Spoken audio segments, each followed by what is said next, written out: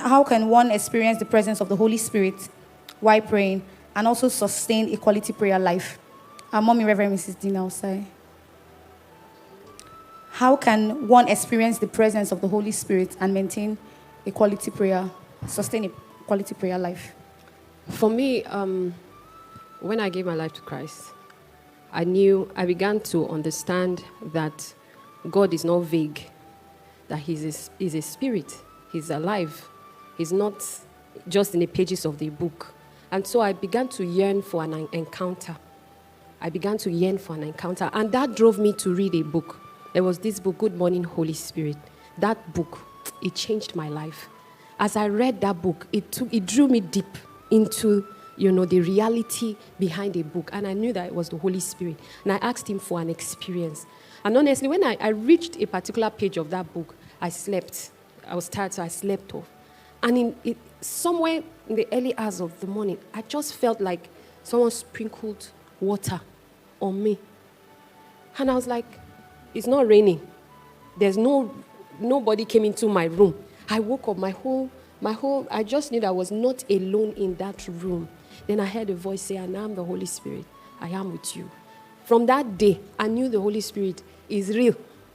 We need to know the reality of God. It's when we don't know that this God we are serving is real, we won't know the power behind Him.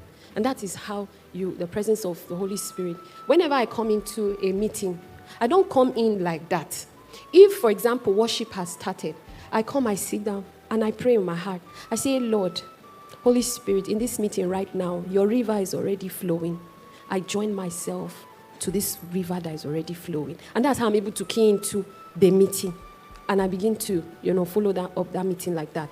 So when you know that this God you're serving is real, you really want that encounter of His reality, pray and ask Him to encounter you with His reality. He will come to you if you're sincere in your prayer. Okay, ma. The other aspect that has to do with sustaining, that's having a consistency in the prayer life.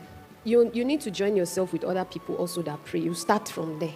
Because if you will be deceiving yourself. People who came and gave their lives here yesterday, you'll be deceiving yourself that you'll be able to pray and sustain your prayer life. It won't work. You haven't been used to it. You've not entered into it like that. So you need to join yourself with someone, a prayer warrior, someone who prays too. And that's how, the grace rubs off on you.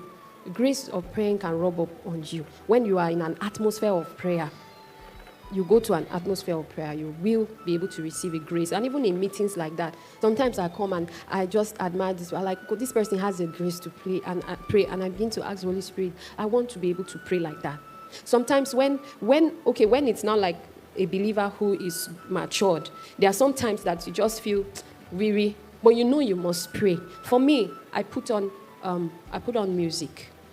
It might look flimsy or it doesn't look spiritual or what, but I put on instrumental music.